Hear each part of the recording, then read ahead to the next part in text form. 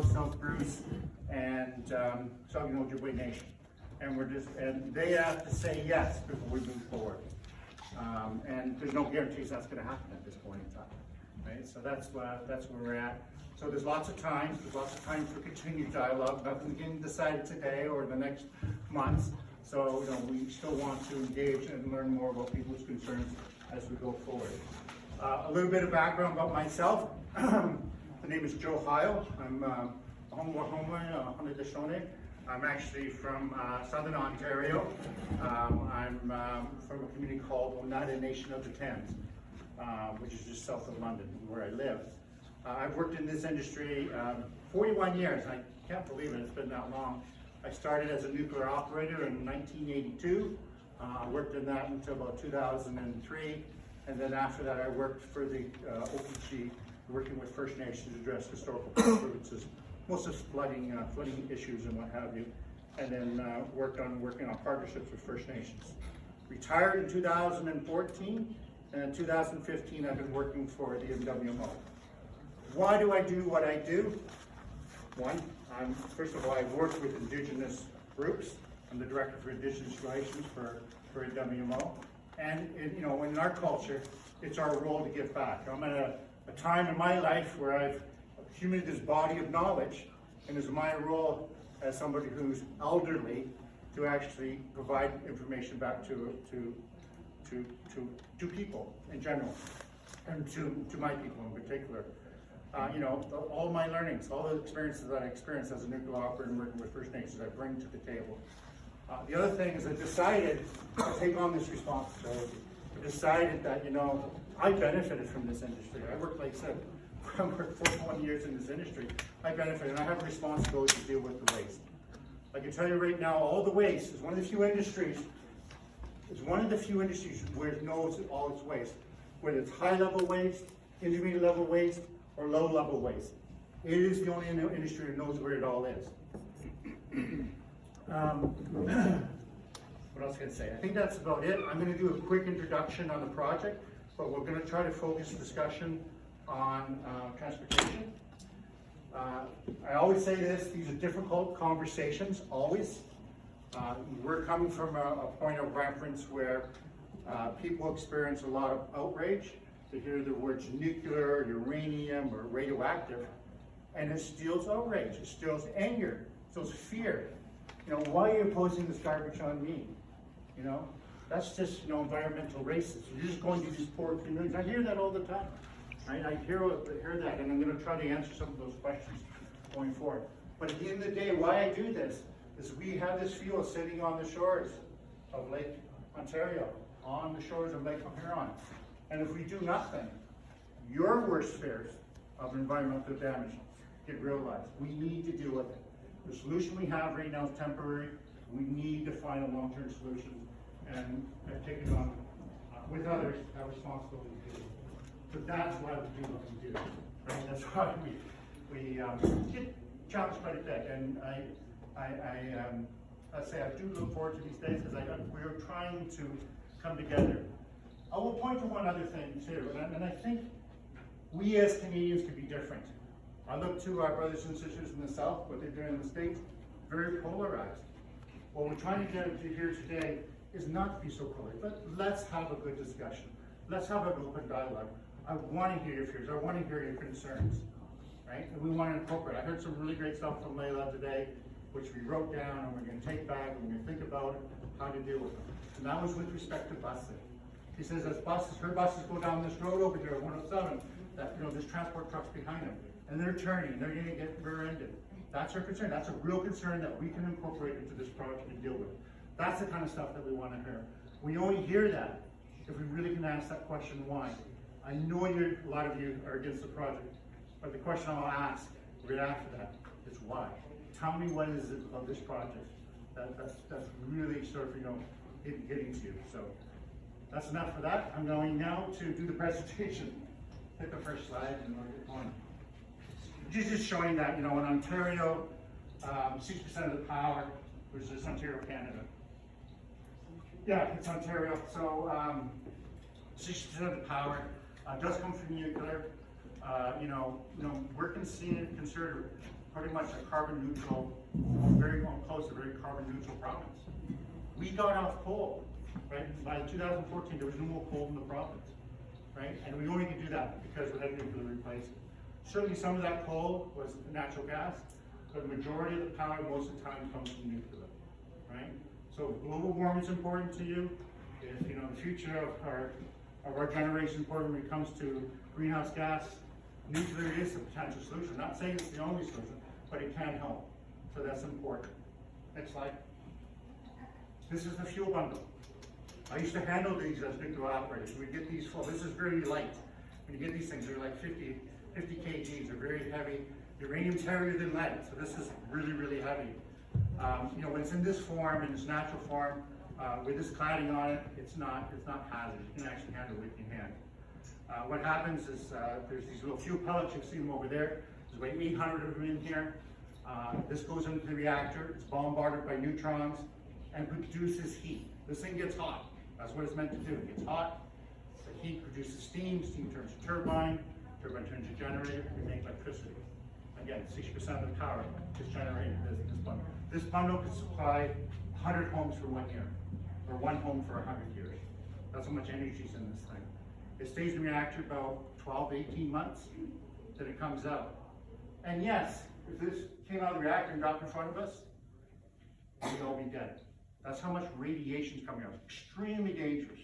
Extremely dangerous. So we have to take extreme safety precautions to deal with it. But it's one of the few hazards that decreases with time. So over time, the hazard decreases. It doesn't stay the same, like an arsenic or mercury. It actually decreases with time. It decays, and it decays at an exponential rate. So that's what we're looking to do. We're looking to put it in place so this can decay with time and actually become not a hazard anymore. So that's what we're trying to do. How many years? Typically, it depends on what hazard. So from a gamma hazard, probably a couple thousand years.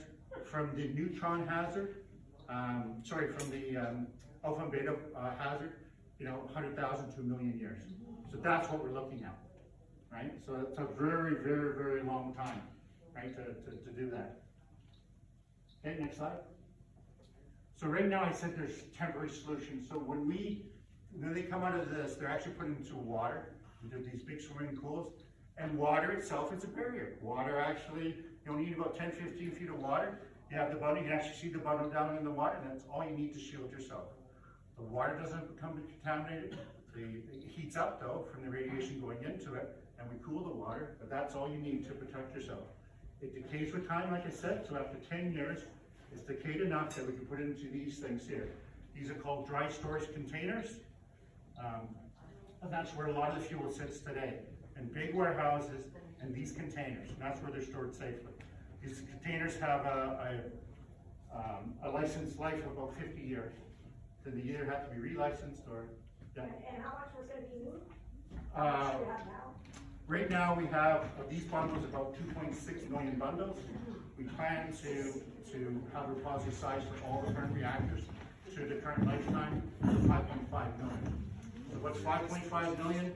It's about 12 hockey rinks. You took 12 hockey rinks and you filled them to the board with these bundles. That's how much fuel. So that gives you a sense of the volume. Is that a lot? It sounds like a lot, and one could say that is a lot compared to other stuff like coal and what have you. It's a fraction. Yeah, so that's where they're stored now. The idea is to either ship them in that container or ship them in a shipping container like that, and bring them up to the site and to repackage them. Next slide. So the idea is to repackage them into a container and then put deep underground. We call this the DGR, the Deep Geological Repository. So, I'm going to grab something over here.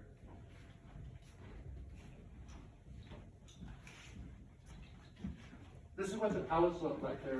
These are little models, plastic models, but these are ceramic pellets.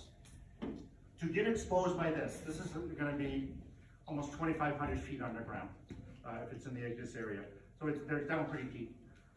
You're not going to get any radiation. Remember I told you that 10 feet of water protected it? Well, this is going to be 2,500 feet underground. So you're not going to get any gamma, but you might get some beta and some alpha particles from a piece of this. So the only way you get contaminated is a piece of this breaks off and you ingest it, or it gets on your skin, or you inhale it into your lungs. That's how you get contaminated. So we created barriers. And I'm not only talk about 3 barriers, there's actually 5 that we talk about, but there's 3. So let's imagine there's a little piece that broke off. The only way that you get contaminated is it has to get through the first barrier, which is that copper. And that copper is there to protect water from getting in. Because water is the only way in which that thing goes from that container 2,500 feet underground to the surface. And once it gets to the surface, it has to find its way into the environment. So that copper is the first barrier. And so why do we use copper? People say, well, how can you prove this? It's, you know, it's 1 million years. Well, we see in nature copper in its elemental form, just like that. Right? There's places you probably know in northern Ontario, especially south of here in the United States, where you do see copper in its elemental form. And we know that's been there for literally millions of years in the same type of conditions. So we can see from nature, we learn from nature that that's a good element to use if you want to create a barrier. The second barrier is clay. And again, clay is another element that we see in nature. And what that clay does, if that little particle gets out, the clay absorbs it, right? The other thing clay does, if water tries to get in, the clay swells, it stops water from getting in, and it creates a second barrier. And we see in nature, you know, we see little bugs and stuff that are actually, you know, preserved for millions of years, or tree trunks are preserved for millions of years. And I don't mean like petrified trees, but I'm talking about woody trees. The clay is removed and the wood is still there. The trees are literally millions of years old. Yes? Wood in nature dissolves copper. In Thunder Bay, we have a lot of problems with copper. Well, we have the copper expert over there eating some food right now, and definitely point to him. But there's typically acids, is my understanding, right? What dissolves copper in nature? Yeah, like really acidic things. Typically acids. Yeah, so we're concerned about little organisms that are in the clay that are excrete acids. And so we're actually going to use densified clay. And that high density clay actually prevents the growth of these organisms. So we've been thinking of those type of things. That copper container is in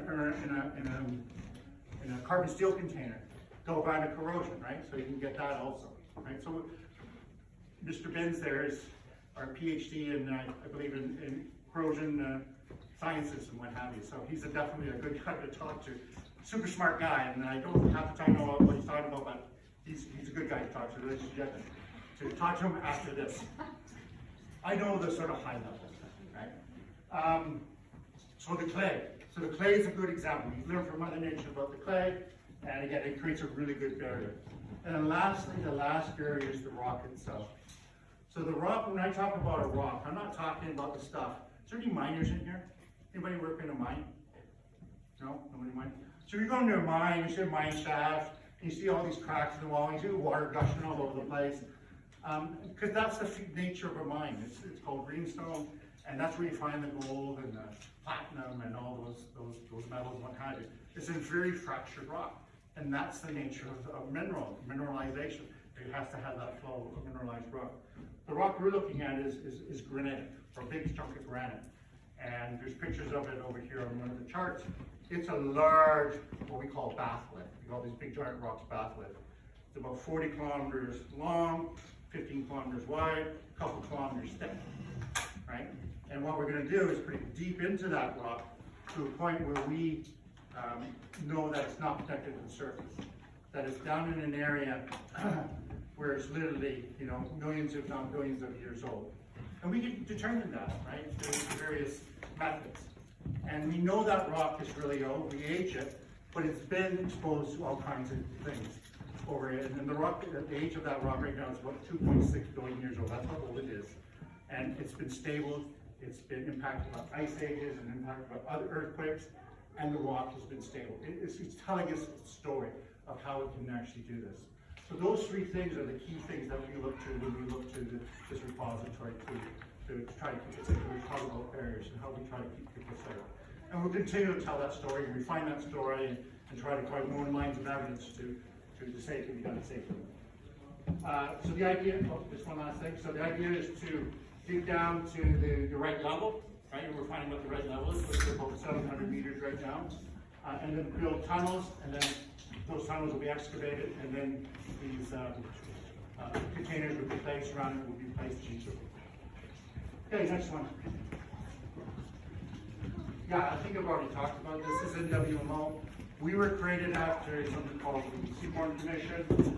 This was tried before. I think, I don't know if it was Zydeco or it was Zydeco. It was tried before. It went to a hearing, and the hearing had two main conclusions. The first conclusion, that from a technical point of view, yes, we could do this. From a technical point of view, it makes sense. But from a safety point of view, you haven't demonstrated social safety. That's what they said. And we had to read, what's social safety? There's something new. Well, what social safety is community acceptance. You haven't developed community acceptance, therefore you need to go back and redo your process. And out of that, the NWMO was formed in 2002. Out of an act of parliament, federal organization, we're non-for-profit. Yes, we're funded by the polluter pay piece. They're mandated to pay us into a fund to actually build this thing, and then they also fund us our operational costs. And it's all on the, I can't remember what it stands for, it's not the acronym, but Ontario Finance Authority, something like that. So yeah, so that's really what we're here to do. And you know, it's going to be socially economically sound, environmentally responsible, economically feasible. We call our program called Adaptive Phase Management. And I think what I like from a technical point of view that we're always looking at is that we put what we call technical briefings out every year on other technologies. So I would think probably the next best technology from my perspective, you know, a little bit about it, is reprocess. So there is many ways you can actually process the fuel. Hasn't been done really, like actually reprocess fuel is a hard thing to do, and you need special type of reactors actually to do it. And you know, so we can't even get the shard. I mean, those are two really big strong challenges. Yes. What about fusion? They're using that. Fusion is a beautiful technology. When I was hired in 1982, they said, you know, fusion will be here in 30 years. It's now 41 years later, they're telling me fusion is going to be here in 30 years. So they're not doing it in Europe. It will be here hopefully in 30 years, but there's still some technical challenges. They have had ignition in the States where they actually, you know, ignited, but it's going to take some time. But I 100% agree. If fusion came here, that would be great. There will be some neutron activation of materials, so there will be slight radioactivity, but in general, you don't have the same issues with respect to this. So yes, I agree. Fusion would be great, and hopefully at the end of the day, this is just a little quaint history of, you know, part of our history as human beings, this nuclear fusion, right? So that being said, it's safe. I mean, one of the things that I grew up on is this really strong safety culture at the nuclear sites. There's probably no safer site to work in than a nuclear power station. Safety is key, and you live and breathe safety throughout it. Like I said, we know where all our waste is, right? So it is something, and we're going to extend that to this project also. Next one, yeah. So yeah, I'd give 2 thumbs up to nuclear fusion. Okay, introduction to transportation. So again, 2 sites. Number 1 is Ignis. Number 2 up there is South Bruce. The other red dots you see up there, where all the nuclear fuel is stored right now. Most people don't know, over in Pinawa, there's about 2,000 fuel bundles sitting over there. 5 is Chalk River, which is on the Ottawa area. Again, there's a lot of research reactors and what have you. In Quebec, of Chantilly and Point-le-Pro in New Brunswick. And there's a bulk of the fuel is down in southern Ontario, right? Right outside the city of Toronto. Actually, the 10 kilometers away from the city of Toronto, you have the Pickering Nuclear Power Station, 2,000 megawatts, 8 reactors there. You have Darlington further down the road, another 30 kilometers, 4 large reactors there, and then 4 large reactors in the Bruce Nuclear Power Site. So those are the important reactors. Yes. Leakage with respect to, I'm not sure. I know Kaiser's here. Kaiser, can you maybe answer? Because I don't follow as much. I know they're working on a role. I don't know. So there's, can I speak on behalf? First of all, can you tell us your background? Sorry, so I'm Kaiser Sobe. I am currently the manager of licensing at the Nuclear Waste Management Organization. For the past 20 years, I worked for the Canadian Nuclear Safety Commission, so that's the regulator in Canada for all nuclear projects. So right now in Chalk River, there is a proposed nuclear or near surface disposal facility. So this is for low-level waste to be disposed of near the surface. And there's a lot of concerns about leaching into the Ottawa River. So the project won't be approved unless the regulator, Nuclear Safety Commission, is convinced and understands and has reviewed all the studies that that won't happen. Right now, all that waste is currently at Chalk River and is currently above ground, and stored above ground. And the river is monitored. The regulator also does their own environmental monitoring, and there's nothing in the water that's not finding radiation. In Pembroke, there's another nuclear facility. It's called SRBT. They make use tritium to make emergency lights, so they're also monitored. And all of the environmental monitoring in the Ottawa River is not showing any radiation. But there's a lot of concerns, right? And so that's where you're probably hearing about it. Well, I had a lot of people that I looked in the Ottawa region, and they were told that there was leakage in the nuclear. And in Denver, they were told not to drink the water because they're not sure that it's safe right now. And that has just happened within the last 10 days. So there was a very bad helicopter crash at Petawawa, and the water treatment facility was shut down because of the helicopter crash.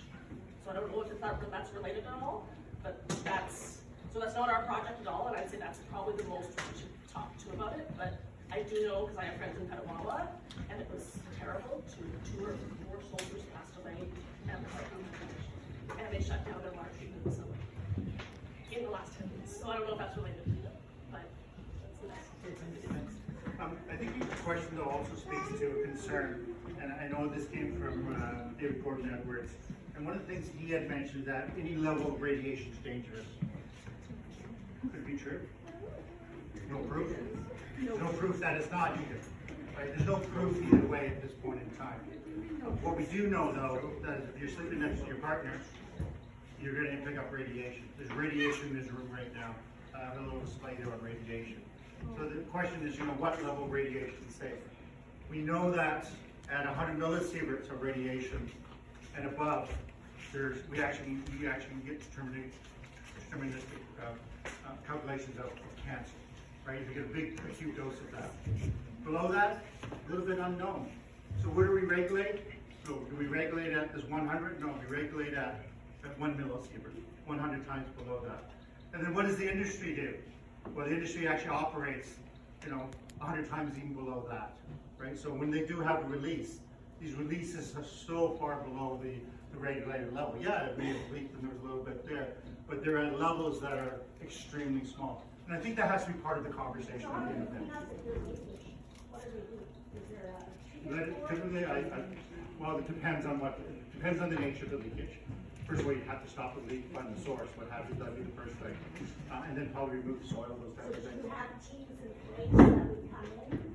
I used to be on a team, yeah, so people ask, and we'll get to the radiation thing in a sec, to the transportation. I used to get this question.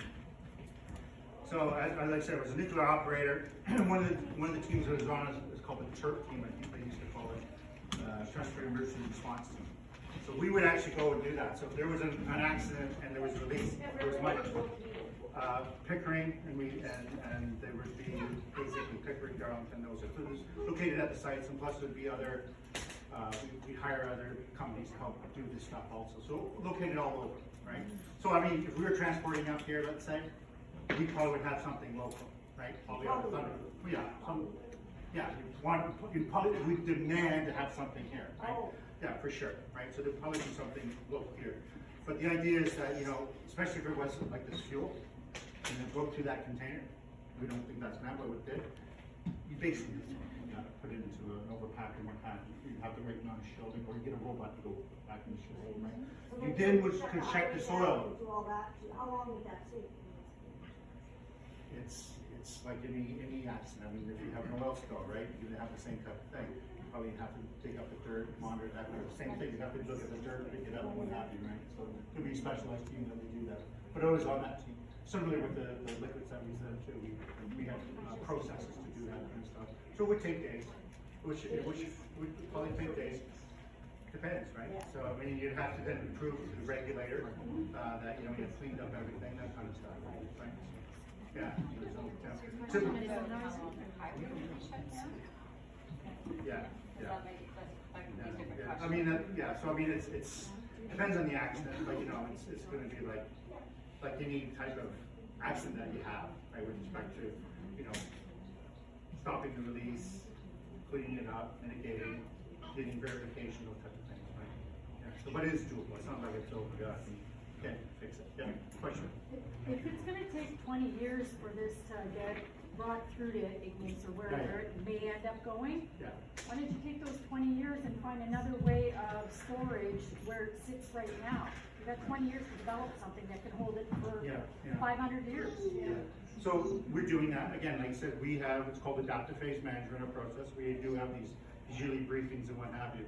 So we are looking at, there may be a new type of SMR that actually maybe uses up the fuel and what have you, right? So it's not, and the alternative too is that, I mean, once you put it in there, I mean, we're gonna monitor it, there's gonna be continuous monitoring of this site, right? And if there is a way of dealing with it, you still can, it's retrievable, it's difficult to retrieve it, but it's retrievable and you can actually use it at that point also. So it's not like it's there, we walk away and, you know, hope for the best. No, we're gonna continue to monitor and what have you. Yeah. The only leak of Canadian can-do reactor that I know of was treated water. Yeah. Okay, so just because I'm just thinking there could be confusion. The thing that's in the pallet, the fragile material, Yeah. that's not treated water, that's not what we're talking about in the leak. No. And in fact, correct me if I'm wrong, tritium is in the ambient environment all the time and always has been. Yeah. Tritium is Very small amount. Yeah, very, but it's still here. You have to get a heavy water molecule, you get hit by, I can't remember, gamma ray or cosmic rays. Well, But it's a very small amount. Water goes to the upper Yeah. atmosphere, is exposed to cosmic rays, and it makes. You a seem to certain know a lot about that, so yeah, I would well, have it to makes agree. a certain amount of tritium. Yeah. So if you think you're getting some new kind of poison, Yeah. you've been breathing tritium all your life, and everybody always has been. So let me just speak to the radiation thing, okay, then I'll get to you, then you, okay? I was a nuclear operator, so I used to get exposed to tritium. I used to suck up tritium quite a bit. I mean, large amounts of it, larger compared to what we're talking about here. Significant amounts, picked up a lot of gamma dose and what have you. And over my lifetime, I've had a dose, occupational dose of 168 millisieverts. Actually know that because they scan us and we wear badges and what have you. Now, I'm one of about 40,000 nuclear operators, or people that work in the industry, what we call atomic radiation workers. And they look at us. So, you know, our population, you know, should have a lot of cancers. Should be dying from cancers at an extraordinary large rate. And when you do the studies, it's not the case, right? And there's a couple reasons people argue, well, it's the wealth effect. These guys are well paid and they see a lot of doctors and what have you. That could be the answer. Or it could be the answer that at these dose levels, you just don't see impact. Again, I'm not saying that's one line of evidence, not true, but that's the reality. Well, did you not have safety measures in place while you were at work? Absolutely, but we still get exposed to radiation, right? Yeah, we're still, yes, sir, go ahead. I think you need to correct that statement there. We're not swimming in tritium. It's not coming down in rain. Tritium is number one pollutant in the plants. It's number one hazard in the plants. That's very difficult to control. Yeah. It escapes easily. And once it gets in your lungs and it radiates a small area you're going to be in trouble. I think it is number one problem in the nuclear plant. Yeah, I would argue that point, you know, that's number one hazard. I know it's a very low beta emitter, so I don't kind of radiation. We're not swimming in tritium. We're not. You know, it's like, you know, I hear a lot of, you know, sort of wild statements all the time, so I don't get too concerned about those things. I mean, how do you define swimming, So right? I'll just jump in. I didn't hear this gentleman say swimming, but it is in our atmosphere, it is in our environment. That is true. And there's a few reasons for that. And part of it is from nuclear testing in, way back when. But the fact that it is in our environment and is in our atmosphere, that is accurate. So there's three places you get radiation from. One, like Joanne said, nuclear weapons. Number two, the ground, from the uranium decay of that. And number three, cosmic rays, right? And cosmic rays, especially if you're traveling in the atmosphere or on a plane, you're actually getting more of a higher going section of it. So yeah, there's tritium. It's probably the smallest fraction of your total annual dose. And where you live is really important, right? You may live in Dryden, Ontario, and get 1.2 millisieverts a year, or you live in Winnipeg and get 3.2 millisieverts a year, right? Does that mean you have more cancers in Winnipeg than you have Dryden? Not necessarily, right? And Joe, just to clarify, there was another point. Is there tritium in the fuel that we're talking about? No, there's no tritium in this fuel. So there's no tritium in this at all. It's a solid, right? It's a solid ceramic at the end of the day, yes. So I think I had this gentleman, this woman here had a question.